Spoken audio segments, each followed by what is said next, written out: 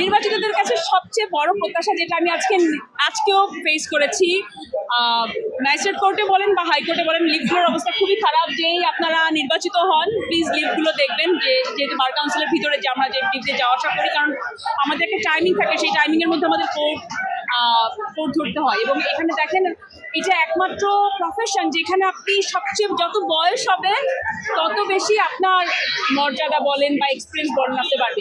এবং এই যে বয়স হলে যে মর্যাদা বাড়বে, এক্সপিরিয়েন্স হবে, এই কারণেই কিন্তু আমি আলটিমেটলি চিন্তা করছিলাম এমন একটা প্রফেশন আমি ঢুকতে চাই যেখানে আমার বয়সের সাথে সাথে আমাকে আরও অ্যাকসেপ্ট করা হবে, নট মিডিয়ার মতো দূরে সরাই দেওয়া হবে। যে মিডিয়াতে থাকে না, একটা বয়সের পর্যন্ত আপনার একটা বেশি কাজ করতে পারে, সেই কারণে। সো আমি ওখান থেকে চিন্তা করবো যে যারা বয়স্ক লয়ার রয়েছে, যে আমাদের সিনিয়র অ্যাডভোকেট স্যাররা যারা রয়েছে, তাদের কথা বিবেচনা করে এবং আমাদের কথা বিবেচনা করে এগুলো যেন দেখা হয়।